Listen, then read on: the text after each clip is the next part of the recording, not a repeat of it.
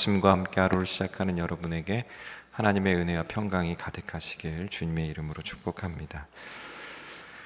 계속해서 시편 106편의 말씀을 함께 묵상합니다. 오늘 시편 106편의 첫 번째 단어는 할렐루야입니다. 그리고 마지막도 할렐루야이죠. 할렐루야 시편이라고 불리우는 여러 시편들 가운데 첫 번째로 나오는 시편입니다. 본 시편의 구조는 본 시편에서 시인은 하나님의 은혜와 자비에 초점을 맞춥니다. 하나님의 은혜와 자비가 왜 있어야 하는지, 그리고 또 어떻게 있을 수 있는지 라고 하는 것에 대해서 묵상하면서 노래하고 있습니다. 그 구조들을 살펴보면 먼저 여호와께 감사하라 라고 하는 말들로 시를 시작하고, 이어서 저들 속에 하나님 앞에 하나님을 거역했다, 그런 내용들을 적고, 그러나 하면서 8절과 44절에서 그러나 하나님께서는 자기 이름을 위하여 그들을 구원하셨다라고 하는 감사와, 그리고 자기 죄악들에 대해서 말함과, 그리고 그럼에도 불구하고 하나님께서 구원하신 그러한 것에 대해서 그런 구조로 시를 적고 있습니다. 이 시편의 저작 시기가 언제쯤일까라고 이렇게 생각을 해보면, 이 46절과 47절의 말씀을 통해서 볼 때 이스라엘 백성들이 바벨론 포로에서 귀환하였을 때, 그때 하나님의 선하심과 인자하심을 잊지 않고 그것을 기억하되 하나님 앞에서 어떠한 삶을 살아야 하는지, 하나님께서 주시는 은혜와 자비와 구원을 기억하며 그것을 가지고 살아야 한다라고 하는 것에 대해서 말씀하고 있습니다. 오늘 본 시편을 통해서 우리가 함께 나눠야 할 은혜들 몇 가지 살펴보겠습니다. 첫 번째는 하나님은 선하시고 인자하시다라고 하는 말씀입니다. 1절 말씀 같이 한번 읽어보겠습니다. 시작. 할렐루야, 여호와께 감사하라. 그는 선하시며 그 인자심이 영원하미로다. 아멘. 선하시며 인자하시다. 하나님은 선하시며 인자하시다라고 하는 이 표현은 시편 여기저기에 자주 등장하는 표현입니다. 그만큼 하나님의 성품에 있어서 하나님의 선하심과 하나님의 인자하심은 그만큼 우리들에게 중요한 것입니다. 여기서 하나님은 선하시다라고 하는 그 표현 속에 담겨 있는 것은, 하나님은 전혀 악한 것과 섞이지 않는 완벽한 선하신 분이다라고 하는 그런 의미가 담겨 있는 선하다라고 하는 것입니다. 그러니까 다른 말로 표현하면 하나님 안에는 선하지 않은 것이 하나도 없다라고 하는 것이죠. 여러분, 우리가 하나님을 믿고 하나님을 예배하고 하나님의 자녀된 삶을 사는데 우리 안에 선하지 않은 것이 하나도 없으면 좋겠는데, 그런 자신을 돌아보고 살펴보면 선하지 않은 것들도 있다라고 하는 것, 그것은 우리가 하나님 앞에서 내려놓고 인정해야 할 부분인 줄로 압니다. 하나님은 선하실 뿐만 아니라 인자하십니다. 인자하심에 해당하는 히브리어 헤세드라고 하는 말은 그냥 자비로운 것이 아니라 언약에 근거한 것을 행하시기 때문에 하나님은 인자하시다라고 하는 겁니다. 하나님이 우리들에게 수없이 말씀하시죠. 그냥 헛되이 말씀하시는 것이 없습니다. 하나님은 스스로 말씀하시고, 스스로 연약하고 죄 많은 우리들 앞에서 약속하시고, 그 약속하신 것을 하나도 소홀히 여기시는 것이 없이 늘 기억하심을 통하여서 우리 앞에 인자하신 그 모습을 보여주신다라고 하는 겁니다. 그러한 의미로서 우리가 하나님은 선하시고 인자하십니다 라고 그렇게 고백할 수 있기를 간절히 소망합니다. 시편 기자가 자주 여러 곳에서 하나님은 선하시고 인자하시다라고 고백하는 것처럼 우리는 교회 안에서 수없이 하나님은 선하시고 인자하십니다 라고 하는 그 얘기를 듣고 또 말하며 살고 있습니다. 그런데 우리가 고백하는 하나님은 선하십니다, 하나님은 인자하십니다 라고 하는 그 표현이 정말 우리가 하나님의 선하신 모습과 인자하신 모습이 하나님이 약속하신 것들을 기억하며 우리 앞에서 보여주시는 그 자비의 모습입니다라고 하며 고백하는 것인지 우리 속에 있는 그 말들을 다시 한번 묵상했으면 좋겠습니다. 그런 의미에서 옆에 계신 분들과 인사했으면 좋겠습니다. 당신의 하나님은 선하시고 인자하십니다. 인사하겠습니다. 하나님이 선하시고 인자하십니다. 그렇다면 시편 기자가 볼 때 하나님이 선하시고 인자하실 수 있는 이유가 무엇일까라고 하는 건데요. 그것을 2절에서 이렇게 표현하고 있습니다. 2절 말씀 시작. 누가 능히 여호와의 권능을 다 말하며 주께서 받으실 찬양을 다 선포하랴.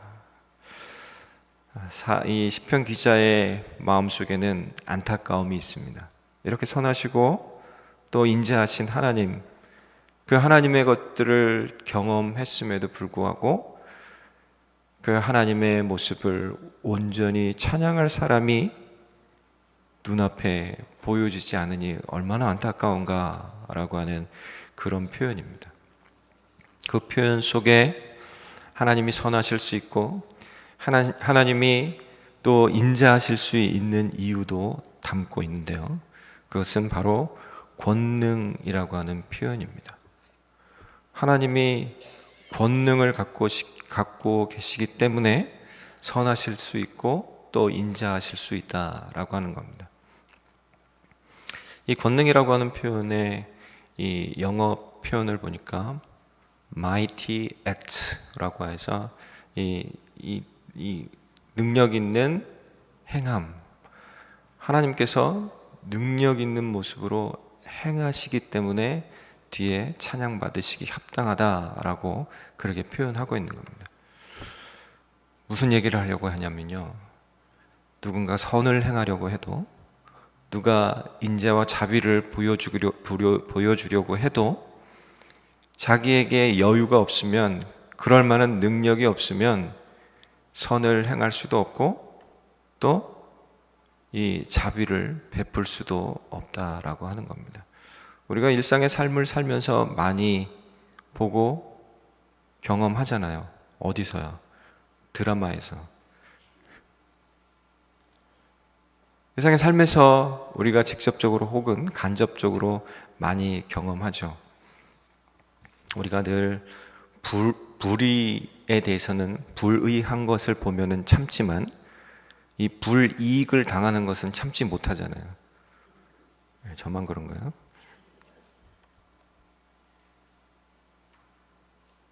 왜냐하면 의로운 것을 지켜낼 만한 힘이 없기 때문에 그렇습니다. 불이익을 당한다라고 생각하면 거기서 자비로운 것을, 자비로운 태도를 보여주지 못하기 때문에 그렇습니다.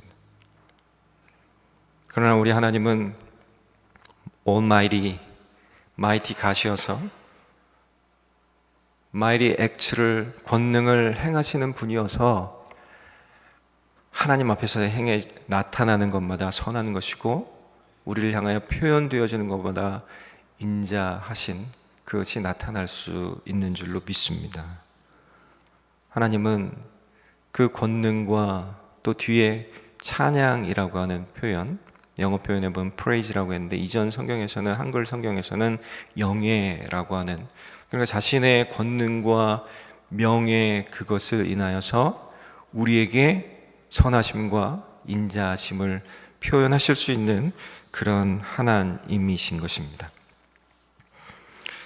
하나님 앞에서 이러한 것들을 감당할 만한, 이러한 것들을 표현할 만한 사람들이 세워졌는데 어느 누구도 자기의 힘 가지고는 하나님을 찬양하고 온전히 선포할 수 있는 그런 사람이 없습니다. 그러나 하나님의 독생자 예수 그리스도를 믿는 저와 여러분은 이제 그 맛을 보아 알기 때문에, 그 안에 머물러 있기 때문에 하나님을 찬양하고 높일 수 있는, 하나님의 선하심과 인자하신 그 성품을 온전히 표현할 수 있는 그런 존재가 되어진 줄로 믿습니다. 그것을 위해서 시편 기자가 말하는 것 3절 말씀을 같이 보겠습니다. 3절 시작. 정의를 지키는 자들과 항상 공의를 행하는 자는 복이 있도다. 그렇죠. 정의를 지키는 자, 항상 공의를 행하는 자라고 하는 이 단어 앞에 서면 우리는 조금 어쩌면 많이 위축이 됩니다. 내가 정의로운가? 내가 공의로운가? 라고 하는 것들을 생각하면 그렇습니다. 더더욱이 이 3절의 표현을 보면 굉장히 강조되어 있습니다. 이 정의를 지키는 자들의 영어 표현을 보면 act justly, 정의롭게 행하는 것들, 그리고 이 공의를 행하는 자라고 하는 것의 영어 표현도 who always do what is right 라고 하는 표현을 씁니다. 무엇이 옳은지를 알고 행하는 자들, 그것도 always, 항상. 우리가 정의, 공의, 정의를 행함, 공의를 행함, 그 단어 앞에서도 약해지는데 그 단어 앞에 항상이라는 단어가 또 들어 있습니다. 그러니까 때로는 정의롭기도 하죠. 때로는 공의롭기도 합니다. 그러나 반대로 때로는 정의롭지 못하고 때로는 공의롭지 못한 것이 우리들의 모습인데 그 앞에 항상이라고 하는 단어까지 붙어 있으니 얼마나 그것이 큰 무게감으로 다가옵니까? 이 표현은 산상수훈에서 예수님께서 말씀하고 있는 여러 가지 교훈들과 많이 비슷합니다. 일맥상통합니다. 특별히 이 산상수훈 중에 팔복에서는 복이 있는 자는 이러이러한 자는 복이 있나니 천국이 저희 것이요. 그런데요, 이 팔복의 내용들을 이렇게 읽다 보면 그 뒷부분에서 천국이 저희 것이요, 배부를 것이요, 땅을 기업으로 받을 것이요 라고 하는 그런 표현들이 누구에게 해당되는가라고 하는 것을 묵상해 보면요, 바로 예수님을 믿는 사람들이 이미 받은 거예요. 여러분, 천국을 받으셨습니까? 못 받으셨습니까? 받으셨죠? 네. 땅을 기업으로 받으셨습니까? 못 받으셨습니까? 네, 그 새성전 땅 말고요. 땅을 이미 받았습니다. 여러분, 배부릅니까? 배고픕니까? 네, 배불러요. 새벽부터 나오느라고 굶고 나오셔가지고 배고프시죠? 그 배부름이란 자족입니다. 만족입니다. 예수 안에서 자족함과 만족함이 있습니다. 이미 예수 그리스도를 믿음으로 말미암아 주어졌습니다. 그것을 우리가 갖고 있습니다. 그렇기 때문에 우리가 생각해야 할 것은 복받기 위해서 이렇게 해야겠다라고 하는 것이 아니라 복받았기 때문에 이렇게 해야겠다. 이미 예수 안에서 우리가 이러한 것들을 받았으니 그것을 받은 자로서 하나님 앞에서 이러한 모습으로 살아야겠다라고 하는 표현입니다. 조금 더 다르게 표현하면요, 세상은 이 선함과 또 정의, 공의 이러한 것들을 행위와 관련해서 표현하지만 성경은 구약부터 신약까지 그 모든 것이 하나님과의 관계로 연결해서 표현하고 있습니다. 정의롭게 행하라, 공의롭게 행하라, 그것도 항상 이라고 하는 그 말이 그냥 세상에서 표현하고 있는 행위와 관련하여서 그것이 들려지면 굉장히 부담스럽고 이 느낌이 찌릿찌릿하고, 그렇지만 성경에서 본질적으로 얘기하고 있는 하나님과의 관계, 그것도 예수 그리스도를 통해서 막혔던 그 관계가 회복되어져 있는 상태 속에서의 우리가 그것을 받아들일 때에는 하나님과의 관계에 초점을 먼저 맞추는 겁니다. 하나님과의 관계가 바르게 정립되어 있는지, 바르게 설정되어 있는지 그것에 대해서 먼저 살피고요. 하나님과의 관계 속에서 자연스럽게 드러나는 주 예수 그리스도의 십자가를 통하여서 우리들에게 주신 그 정의를 향하여 가는 길, 공의를 향하여 가는 그 길들, 기독교의 윤리들을 실천해내는 그러한 은혜와 축복이 있기를 간절히 소망합니다. 그래서 시편 기자는 하나님의 긍휼을 구합니다. 4절 말씀, 5절 말씀 같이 읽겠습니다. 시작. 여호와여, 주의 백성에게 베푸시는 은혜로 나를 기억하시며 주의 구원으로 나를 돌보사 내가 주의 택하신 자가 형통함을 보고 주의 나라의 기쁨을 나누어 가지게 하사 주의 유산을 자랑하게 하소서. 아멘. 시편 기자가 아무리 봐도 정의를 행할 자, 항상 공의를 행할 자가 없는 거죠. 시편 기자 자신도 그런 거죠. 그렇기 때문에 하나님의 긍휼을 찾습니다. 그 긍휼이란 바로 이 4절에서 얘기하고 있는 하나님께서 보여주신 은혜입니다. 여러분, 지금까지 살아오는 중에 하나님의 은혜가 있는 줄로 믿습니다. 여러분 안에 있는 그 하나님의 은혜를 기억하시기 바랍니다. 그런데요, 시편 기자는 먼저 하나님 그 은혜를 기억하십시오. 기억해 주십시오. 우리를 잊지 마십시오. 그리고 우리가 구원 가운데 머무를 수 있도록 인도해 주십시오 라고 그렇게 말씀합니다. 하나님의 돌보심은 우리를 지으시고 우리를 택하셔서 그리스도인으로 이 땅을 살아가는 동안에, 그리고 천국 가서까지 계속해서 우리 가운데 하나님의 은혜의 돌보심으로 우리 가운데 머무르는 줄로 믿습니다. 하나님께서 그 은혜를 주심을 통해서 우리들에게 주어진 것이 무엇이냐면 주 예수 그리스도를 통해서 우리들에게 하나님 나라가 이미 주어졌다라고 하는 겁니다. 여러분, 성경에서 하나님 나라는 무엇이라고 얘기하죠? 먹는 것과 마시는 것이 아니라 의와 평강과 희락, 기쁨이라고 얘기하죠. 이미 우리 안에 하나님의 은혜가, 주 예수 그리스도를 통한 은혜가, 십자가와 부활을 통한 구속의 은혜가 우리 가운데 주어졌으니 이 땅을 살아가는 동안에 이 세상 속에 속한 그 원리대로 사는 것이 아니라 하나님 나라에 속한 원리대로 사는 그런 축복이 있기를 간절히 소망합니다. 그것은 바로 우리가 의를, 하나님의 뜻을 알고 깨닫고 그것을 행하는 것이고요.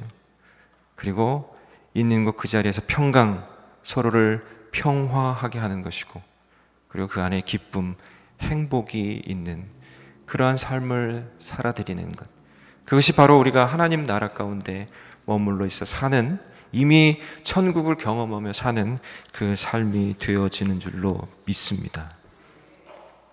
시편 기자가 하나님의 은혜를, 그리고 하나님의 긍휼을 구할 수 있는 근거가 방금 읽었던 4절과 5절 말씀에 있는데요, 제가 몇 단어를 찾아서 말씀드릴게요. 첫 번째 단어는 주의 백성, 두 번째 단어는 주의 구원, 세 번째 단어는 주의 택하신 자, 네 번째는 주의 나라, 다섯 번째는 주의 유산.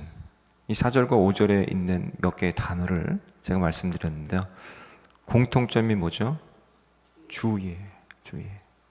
주의라고 하는 이 의는 소유를 얘기하죠. 소유격을, 하나님의 소유되어 있기 때문에 하나님께서 긍휼히 여기실 것이다, 하나님께서 은혜를 베푸실 것이다 라고 하는 확신을 가지고 시편 기자가 하나님께 고백하고 있는 겁니다. 여러분, 저와 여러분은 누구의 소유입니까? 우리 하나님의, 우리 주님의 소유죠.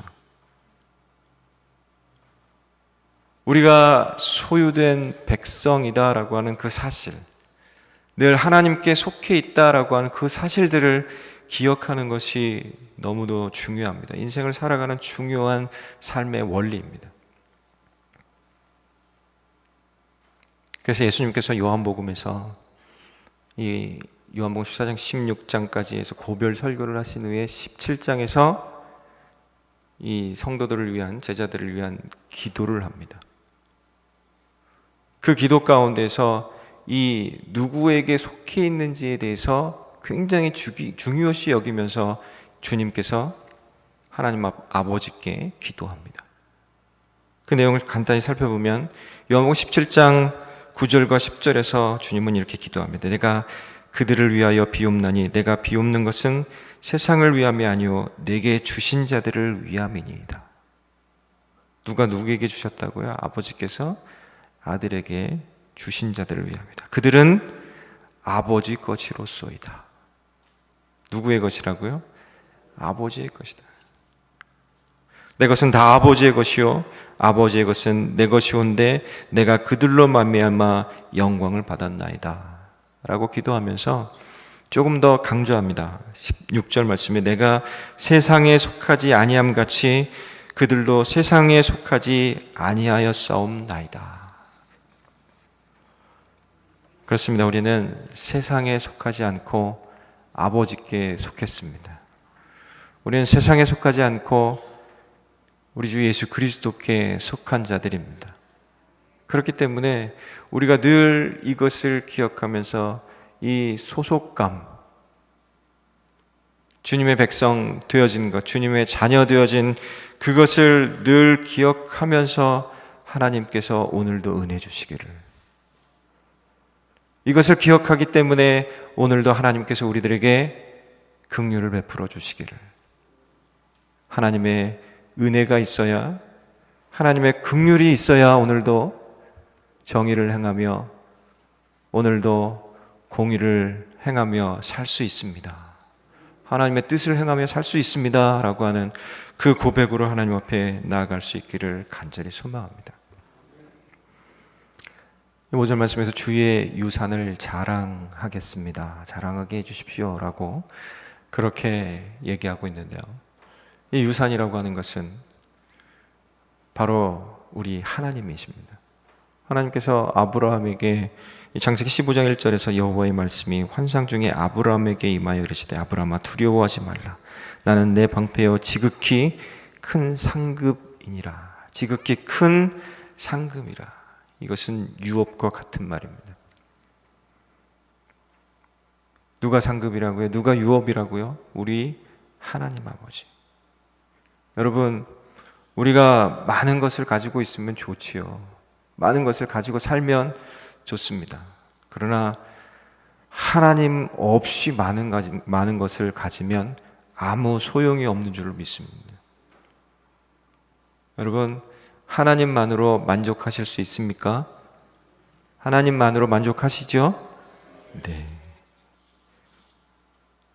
너무 찌릿찌릿하고 좋은 것이라서 이 속으로만 아멘, 아멘 하시는데 진정성이 느껴지십니다. 하나님이 나의 유업입니다 라고 자랑할 수 있는 저와 여러분 될 수 있기를 간절히 소망합니다. 앞에서도 계속해서 말씀드리고 있는 것처럼 결국 하나님과의 관계가 회복되어지는 것에 시편 기자는 초점을 맞추고 있습니다.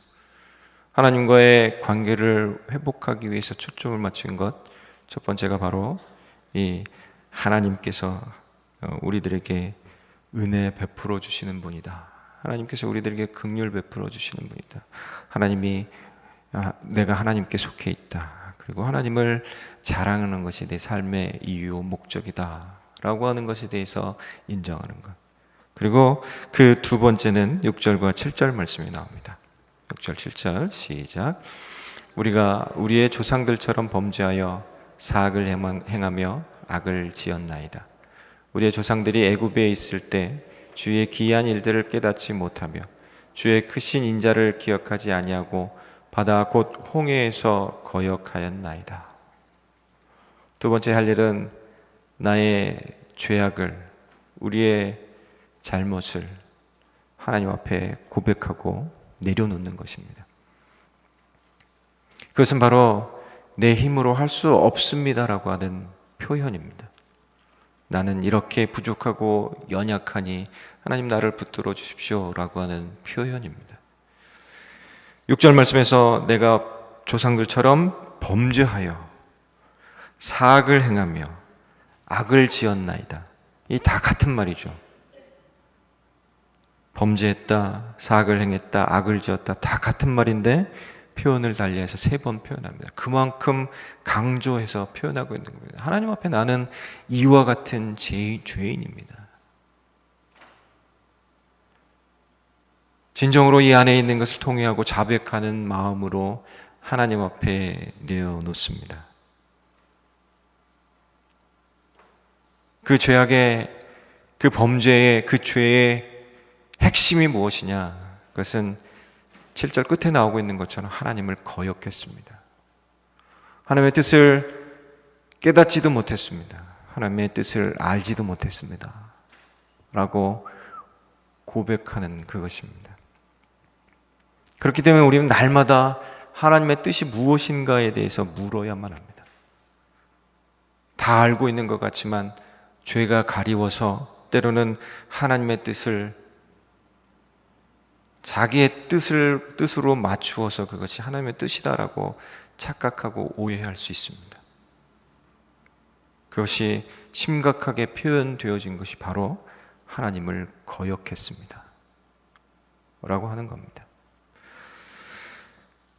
이스라엘 백성들이 출애굽했을 때 하나님께서 어떤 은혜를 베풀어 주셨는지 그것을 기억지 못하고 거역합니다. 이렇게 하나님 앞에 자기의 죄악을 아뢰일 때 하나님께서 8절에서 이렇게 답해 주십니다. 내게 문제가 있습니다. 그때 하나님께서 문제를 이렇게 해결해 주겠다. 8절 말씀 같이 읽겠습니다. 시작. 그러나 여호와께서는 자기의 이름을 위하여 그들을 구원하셨으니 그의 큰 권능을 만민이 알게 하려 하심이로다. 아멘. 자기의 이름을 위하여 구원하시겠다라고 말씀합니다.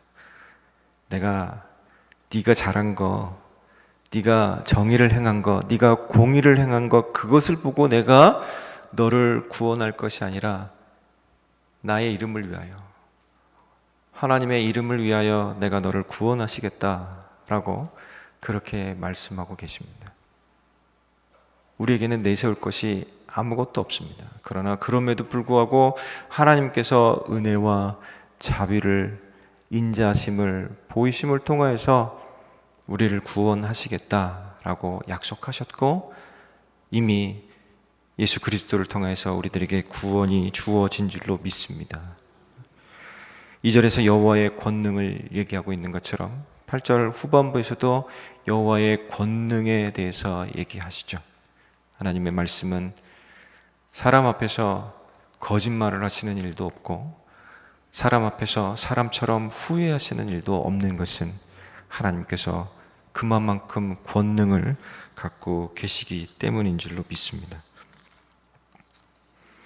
하나님께서 우리들에게 보여주신 이러한 인자와 자비, 그리고 긍휼, 은혜, 그리고 하나님의 선하심, 그것에 대해서 이스라엘 백성들이 찬양하지 않은 것은 아닙니다.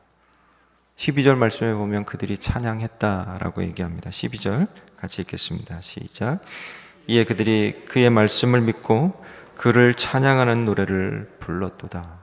하나님께서 이스라엘 백성들이 홍해 앞에서 하나님을 원망했지만 내가 죽을 데가 없어서 애굽 땅에는 죽을 데가 없어서 이 광야까지 끌고 나가지고 고생하다가 이 처참하게 죽게 만드냐라고 원망하는 이스라엘 백성들 앞에 하나님께서 홍해를 갈라놓으시고 마른 땅을 걸어가게 하시는 그 기적을 베푸심을 통하여서 그들에게 은혜를 베푸셨을 때 이스라엘 백성들이 어떻게 했습니까?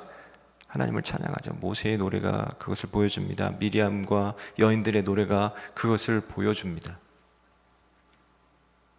그런데 이 12절 이하, 이 13절부터 보면 또다시 그들이 범죄하고 악을 짓고 또다시 찬양할 자격을 잃어버리는 그런 존재가 되는 것을 봅니다. 그렇기 때문에 우리는 늘 하나님이 나를 향하여서, 우리를 향하여서 잘 해주신 그것들을 늘 기억하기 위해서 힘써야만 합니다. 하나님의 은혜를 영원히 기억하는 가장 좋은 방법이 무엇입니까? 감사죠. 감사. 시편 기자는 이 시편 106편의 시작을 할렐루야 여호와께 어떻게 하라? 감사하라 라고 시작하는 겁니다.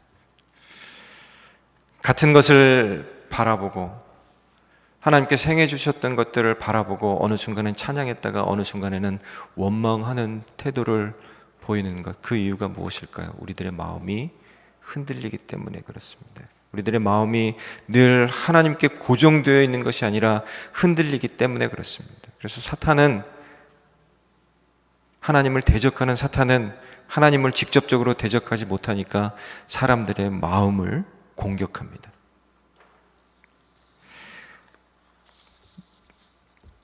네. 이 달라스 윌라드 목사님은 부족함이 없는 삶에서 이러한 얘기를 합니다. 하나님은 인간의 악함을 보실 때 우리의 행동뿐만 아니라 우리의 마음과 가슴, 우리의 생각과 의도도 보신다. 하나님은 두 가지 이유로 마음을 보신다. 첫째로 우리의 마음은 우리의 행동과 삶의 근원이요, 둘째로 더 중요한 것은 우리의 생각이 사탄의 일터이기 때문이다. 사탄은 이미지와 관념과 느낌과 두려움을 통해 지배한다. 우리의 행동 대부분이 마음이라는 복잡한 곳에서 나오며, 그래서 감사는 우리의 마음에, 이 사탄은 우리의 마음에 집중한다. 사탄이 우리의 마음 속에서 활동하지 못하게 하기 위해서 우리들이 주목해야 하는 것은 바로 하나님의 은혜를 기억하는 것, 하나님의 긍휼을 베풀어 주신 것들에 대해서 기억하는 것, 그리고 하나님께 감사하는 것. 그래서 늘 하나님과의 관계가 올바로 되어 있는 것, 하나님과의 관계가 끊이지 않고 되어져 있는 것, 그것을 통해서 나타나는 하나님께 대한 감사, 하나님께 대한 찬양, 그것을 인해서 하나님께서 기뻐 받으시고 저와 여러분, 우리 새생명 비전 교회의 모습이 이렇게 아름답고 귀하며 하나님을 찬양할 만한, 하나님을 선포할 만한 그런 모습이 되어줄 수 있기를 간절히 소망하고 축복합니다.